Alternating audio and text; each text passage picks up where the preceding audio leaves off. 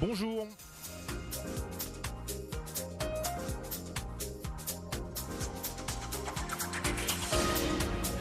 IPGR Chronique Info.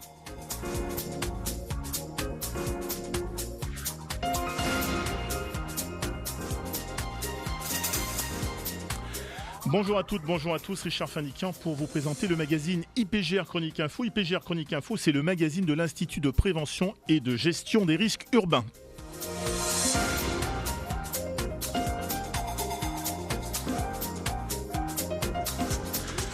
Au micro d'IPGR Chronique Info, Christian Kert. Aujourd'hui, nous recevons Christian Kert, député des Bouches-du-Rhône, président du Conseil d'orientation pour la prévention des risques naturels majeurs. Christian Kert, bonjour. Bonjour.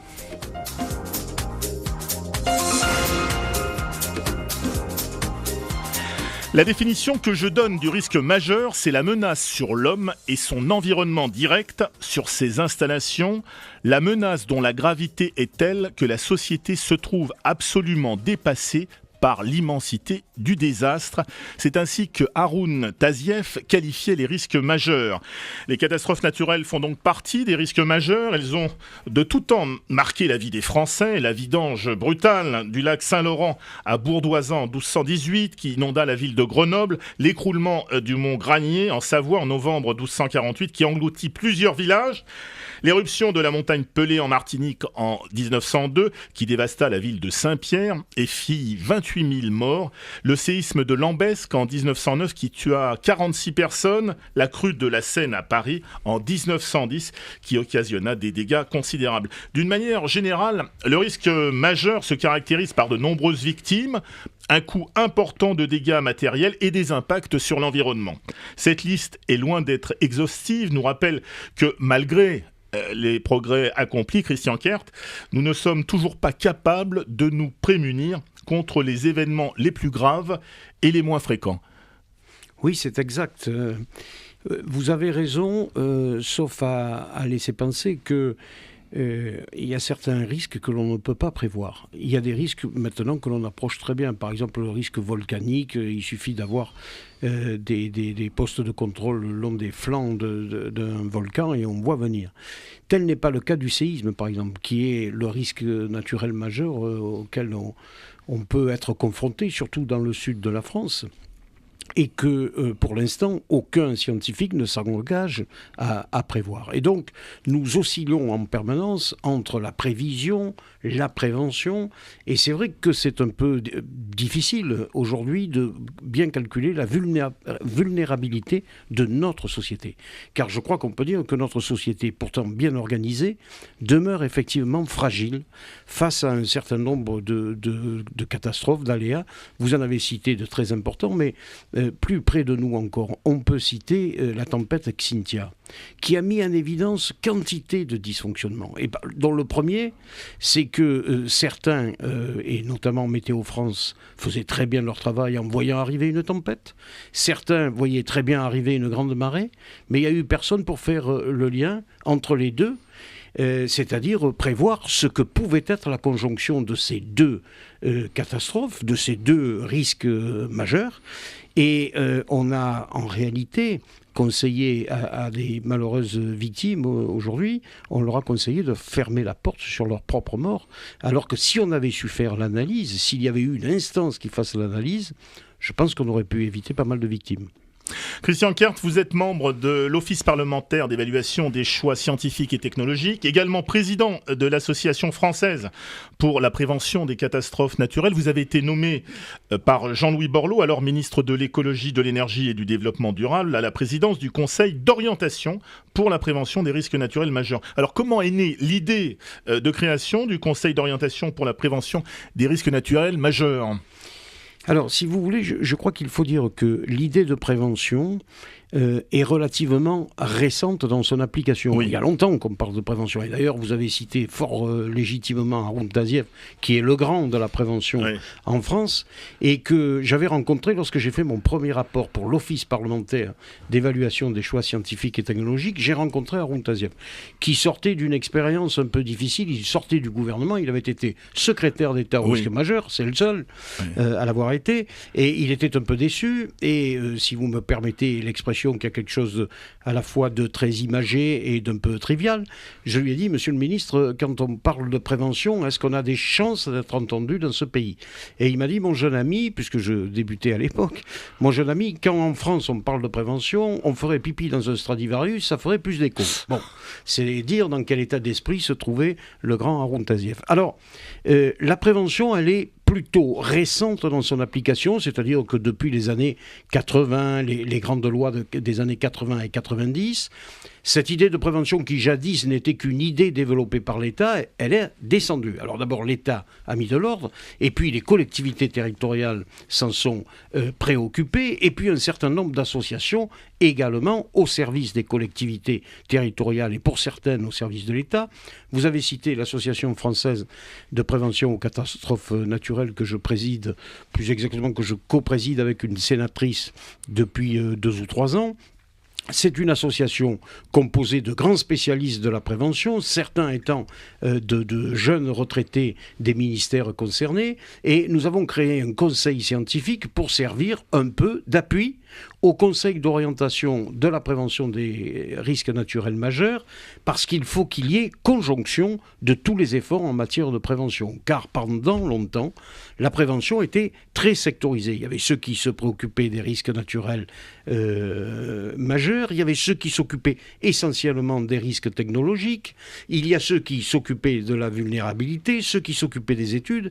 Et ce que nous essayons de faire au Conseil d'orientation, c'est de regrouper tous ces spécialistes, et il en est d'excellents, qu'il s'agisse des représentants des ministères, des élus nationaux et locaux, des scientifiques, des universitaires, et jusqu'à y compris des représentants des associations de victimes de catastrophes passées, qui tous réfléchissent ensemble à ce que peut être l'évolution d'une politique de prévention en France, car inutile de vous dire que c'est une notion qui est très évolutive, et j'imagine que nous reparlerons au cours de l'émission de l'exemple de Fukushima au Japon. Oui, tout à l'heure nous en parlerons.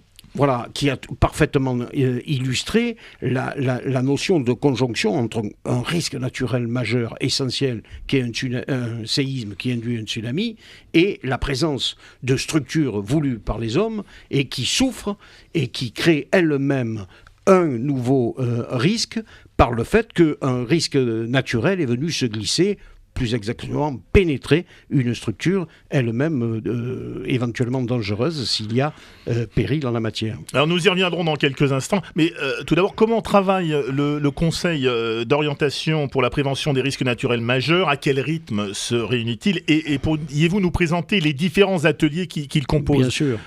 Alors, sans vouloir être didactique, le Conseil d'orientation, c'est une 60aine de membres qui se réunit au cours de 4 ou 5 plénières par an. Je crois d'ailleurs qu'en 2011, nous en avons tenu plutôt 5-6 que 4-5.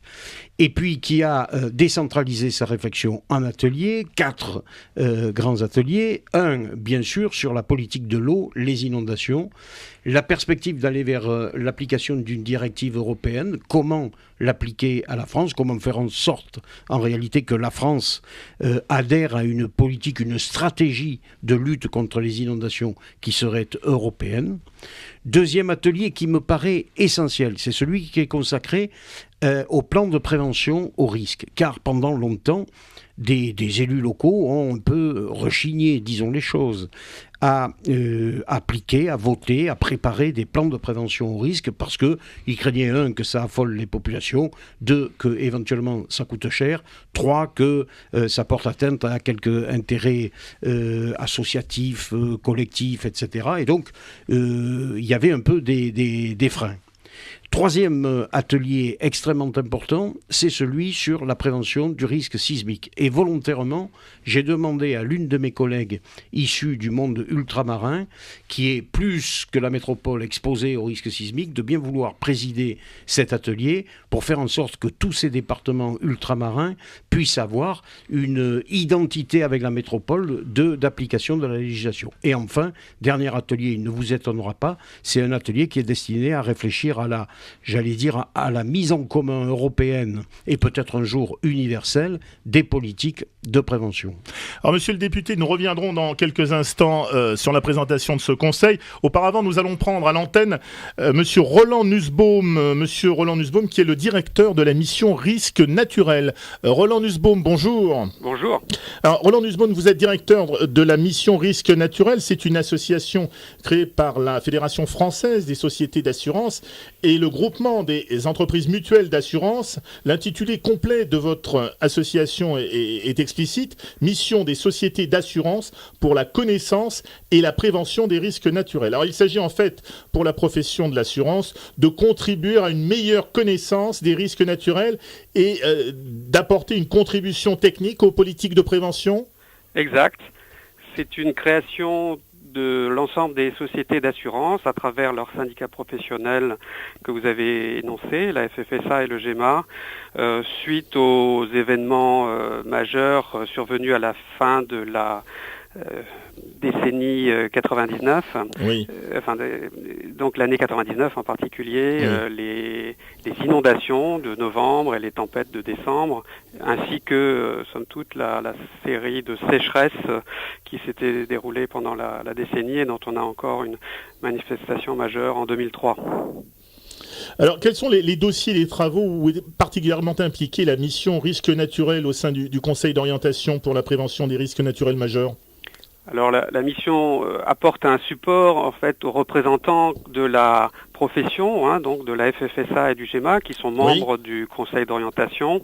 Et il s'est trouvé qu'à leur demande, j'ai été impliqué plus spécialement en tant que rapporteur dans deux d'entre les quatre groupes qu'a décrit le député Christian Kert, en l'occurrence celui sur l'évaluation des plans de prévention des risques et celui sur l'action européenne et internationale en matière de prévention.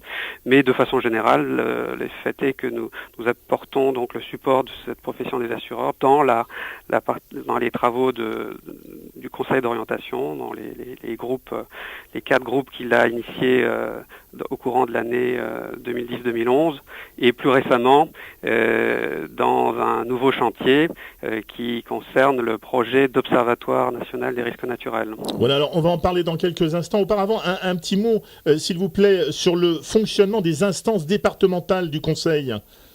Alors, effectivement, c'est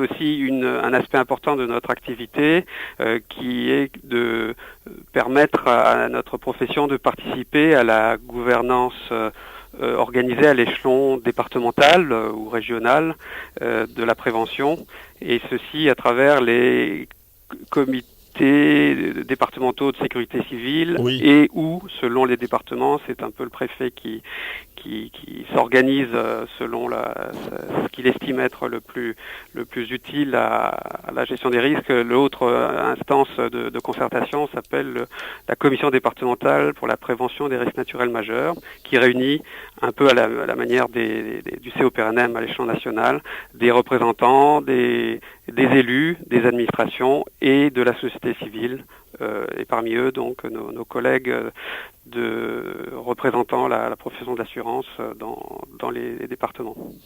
Un mot également, monsieur Nussbaum, sur le futur Observatoire national des risques naturels qui est en train de se mettre en place actuellement. Oui, alors c'est encore dans les travaux de préparation. C'est une proposition qu'a faite monsieur Bernard Spitz, président de la Fédération française des sociétés d'assurance, oui. Et qui a repris le rapport des députés suite à Xintia et qui donc est en cours d'élaboration, de définition. Nous en saurons plus vraisemblablement lors des assises nationales de la prévention des risques naturels qui sont organisés par le ministère de l'écologie à mi-janvier à Bordeaux, et nous préparons cette première phase de fonctionnement d'un outil qui doit permettre aux acteurs des territoires, là où ils observent déjà, où ils disposent de données d'observation sur les risques, sur l'état de la prévention, de les remonter, de faire en sorte qu'elles soient plus homogènes les unes avec les autres, de permettre une comparaison. Donc c'est une action montante entre les territoires et le national, et c'est une action descendante, harmonisatrice entre le national et les territoires.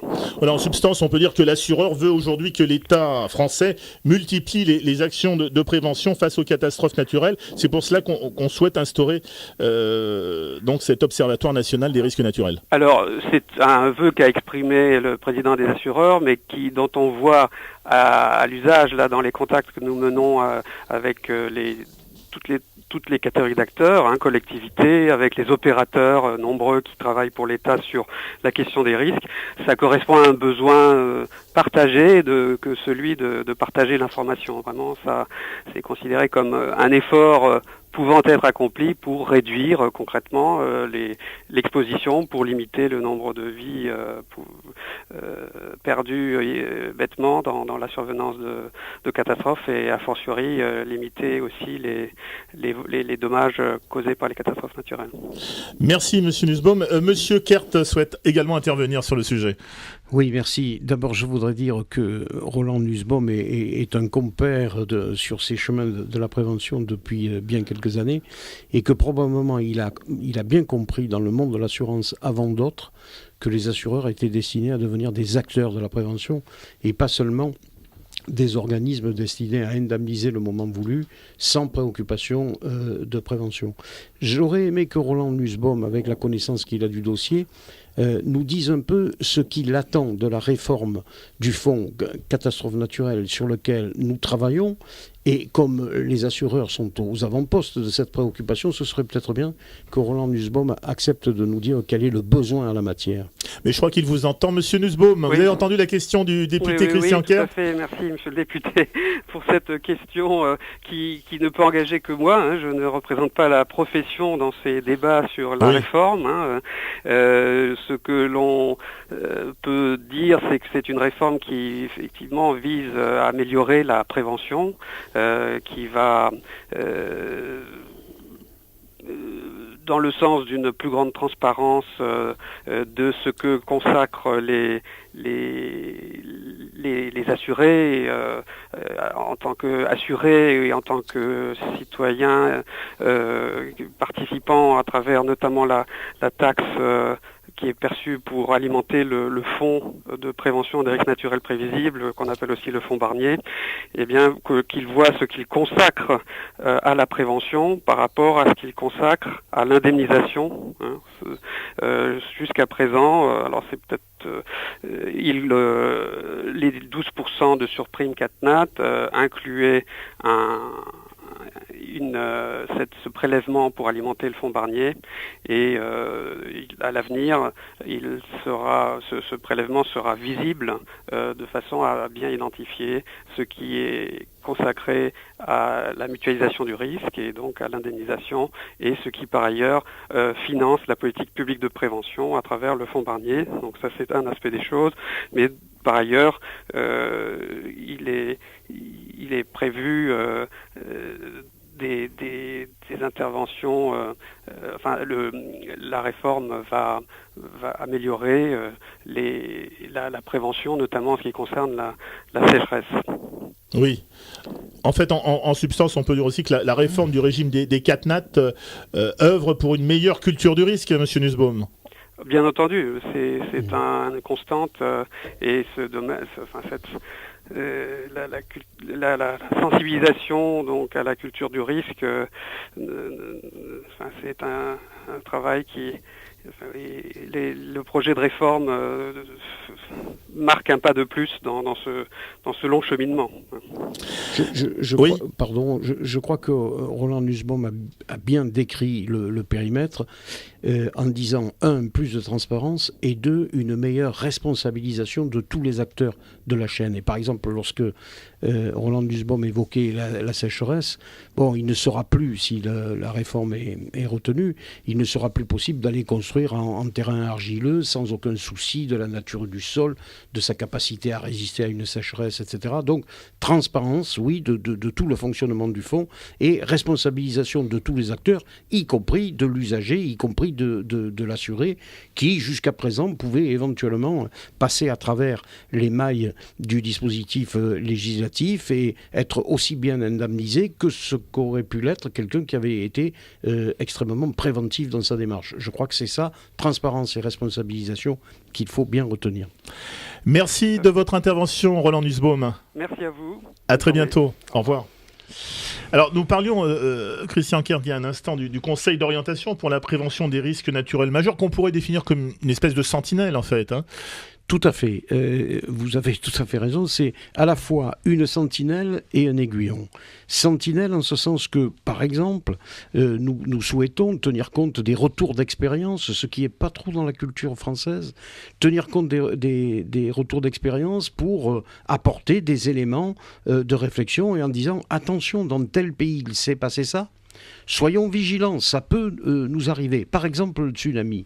On me pose souvent la question de savoir, depuis qu'il y a eu des tsunamis sur le continent asiatique à caractère dramatique et extrême, on me pose la question de savoir si oui ou non un jour un tsunami pourrait affecter la Méditerranée. Oui, un tsunami pourrait affecter la Méditerranée. Alors bien entendu, pas avec la même ampleur, parce que la Méditerranée, c'est pas l'océan. Bon. Mais il suffirait, me disent les spécialistes, d'un séisme important au large de la baie d'Alger pour soulever une vague qui viendrait frapper les côtes françaises. Et donc, ce que nous disons, et d'ailleurs, c'est extrêmement intéressant de savoir qu'un observatoire des tsunamis va entrer en fonction pour la Méditerranée et l'Atlantique au début de l'année 2012.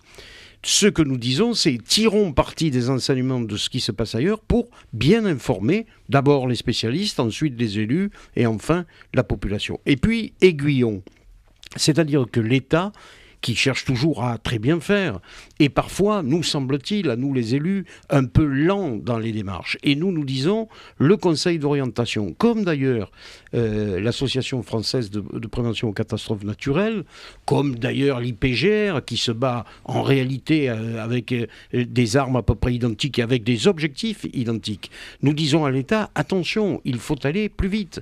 Et par exemple, on a beaucoup traîné sur la nouvelle cartographie et la nouvelle codification en matière de risque sismique.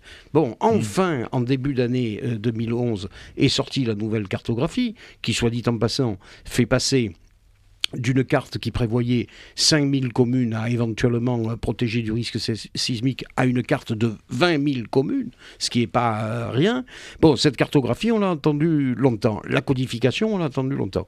Eh bien, nous voulons que le Conseil d'orientation, notamment sur les problèmes d'inondation en ce moment, soit cet aiguillon de l'État pour que nous allions plus loin et surtout plus vite dans les opérations de prévention. Alors, où se trouve la frontière, on y a fait allusion tout à l'heure, entre les risques naturels majeurs et les risques technologiques? Cette frontière est-elle en train de se réduire de plus en plus? Sans doute. Flashback maintenant sur ce qui restera là catastrophe de l'année 2011 dans le monde, la catastrophe de Fukushima, qui fait partie des conséquences d'un séisme sur la côte pacifique de Tohoku, un séisme de magnitude 9 qui déclenchera, on s'en souvient, un tsunami qui fera plus de 20 000 morts. Souvenez-vous, c'était le 11 mars 2011. À 15h42, 56 minutes après que l'un des 5 séismes les plus puissants jamais enregistrés a frappé le Japon, le tsunami arrive à la centrale nucléaire de Fukushima Daiichi. 3 de ces réacteurs sont en activité. Des groupes électrogènes diesel envoient de l'eau autour des réacteurs pour refroidir les barres de combustible nucléaire. Mais pour continuer à fonctionner, ils doivent impérativement rester au sec. À Tokyo, un homme suit la catastrophe en direct avec une inquiétude grandissante.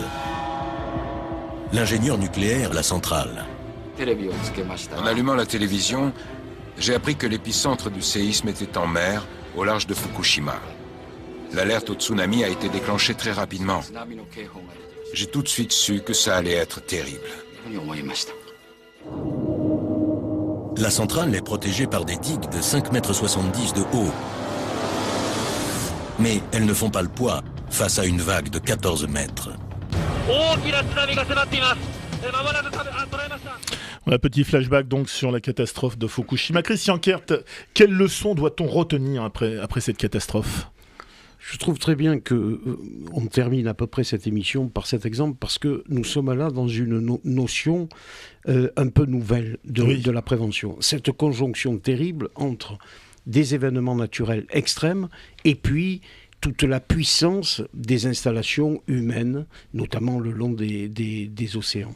Et alors, nous avons rencontré des responsables japonais à la suite de cette catastrophe qui tous nous ont dit leur extrême surprise à avoir constaté que le dispositif qu'ils pensaient imparable contre le tsunami s'était révélé aussi insuffisant. Il lui fallut monter la digue probablement de plus de 6 à 7 mètres pour mettre à l'abri la structure. Alors ça nous apprend quoi ? Ça nous apprend qu'une structure aussi importante qu'une centrale nucléaire, il ne faut pas la mettre tout près d'un océan, de la vague d'un tsunami éventuellement. Ça nous apprend, je crois, surtout à maintenant avoir bien en tête, bien en conscience, qu'un risque naturel qui s'abat sur une structure à risque voulu par les hommes, nécessaire à la vie des hommes, ça peut démultiplier complètement le risque essentiel que nous courons. Et ça appelle à cette notion de vulnérabilité de notre société par laquelle nous commencions notre émission. Attention, on multiplie les structures. Certaines, bien entendu, sont bien pourvues, d'autres le sont moins bien. On a besoin d'audits et le gouvernement français a lancé un audit de toutes les structures nucléaires en France. Moi, j'avais fait un audit des barrages en France, des digues en France.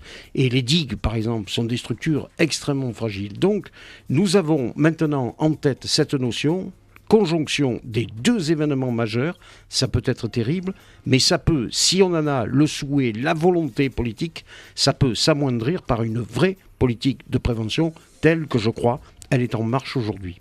Les bulletins d'alerte mis régulièrement en place par Météo France font partie de l'arsenal pour prévenir les risques climatiques, mais cela semble encore insuffisant ?